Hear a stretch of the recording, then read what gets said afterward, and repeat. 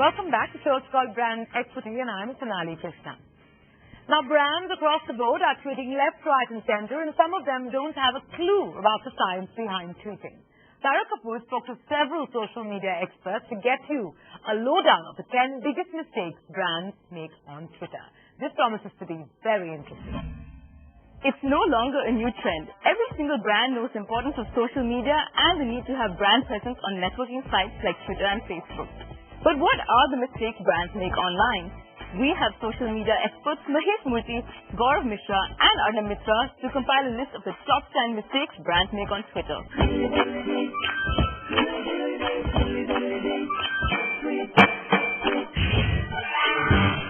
At number 10, a common mistake brands make is having a Twitter handle that is too difficult to remember or having too many accounts.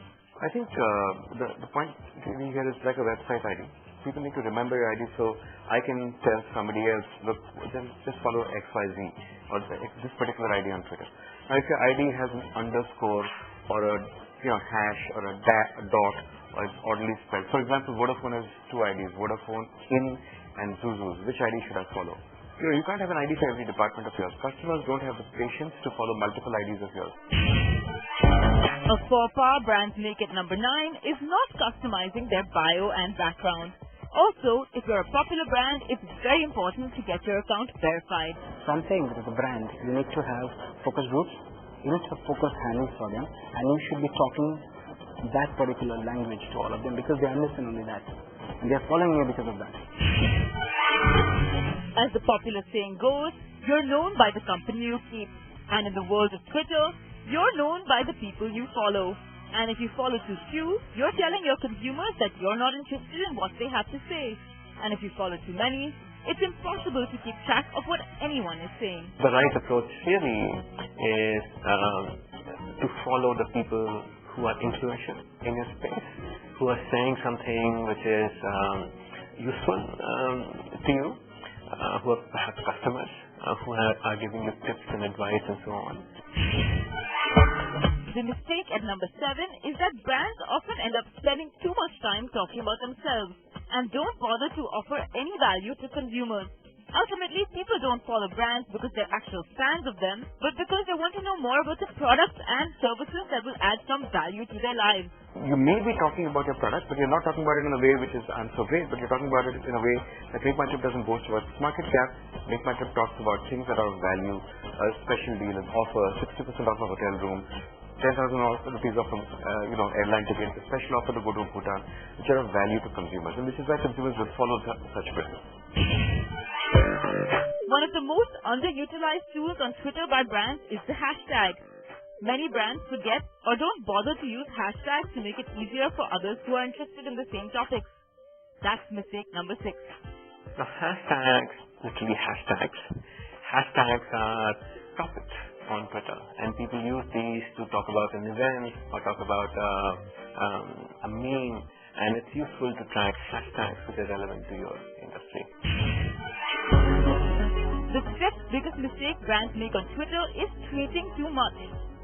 Nobody wants you flooding their timeline, so stick to a maximum of 4 to 5 tweets a day. In the case of a brand, I cannot imagine why a brand of chips or why a brand of Pringles will need to tweet every 20 minutes. You don't need to. Unless you have some live event going on, some question and answer going on, you don't need to tweet at all.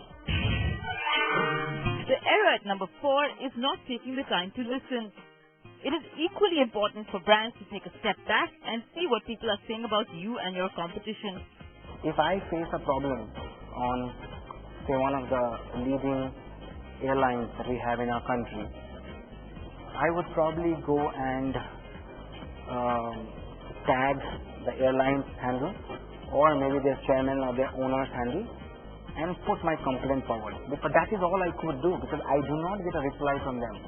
Now, as a consumer, I'm confused that I don't know whether you as a brand listening to me or what. While it's very important for brands to pay attention to negative comments, it is equally important for brands not to overreact. A big mistake at number 3 is getting into a fight with consumers online. Be humble and be quiet. Again, it's not so much the fact, let's say, that I'm a brand and I'm fighting with one consumer. That's so important. But the fact is, everybody around us is looking at that fight. I'm being judged on how I handle that site. Nobody likes it if you sit back and say, I'm going to squash you, that you bug. And many brand managers tend to think that, let's squash him. Now that's what happens in traditional media. You can squash somebody. In social media, you can't squash anybody. The second biggest mistake brands make on Twitter is not setting objectives and targets beyond the number of fans or followers they have. It is very important for brands to set benchmark results over time and against competition. There are all sort of tools available. Cloud Peer Index, but other tools like TweetReach will tell you what's the reach of your tweet, how many people are you reaching out to. All the data on Twitter is public now. So you can see how you're doing against your competition. And finally, the biggest and most common mistake brands make on Twitter is forgetting to involve their biggest brand ambassadors, their own employees. And this is an area where brands are underutilizing the social media space. The classic example in this case here is the US shoe company Zappos. Zappos has 2,500 people. Now the amazing thing is, all of them tweet on one ID, Zappos. So that ID can be manned by 2,500 people. So in effect, that's the company saying every employee speaks for me. So every time an employee tweets anything, right, it comes through one ID. So it's almost like the board. We're saying all of these people are me. And that's the ultimate level of where you can take, your employees being part of you. And with that, we come to an end of this episode of Brand Equity. I hope you enjoyed the show. So please feel free to write into us at brandequity@etnow.tv or alternatively text us at 5888 with your feedback.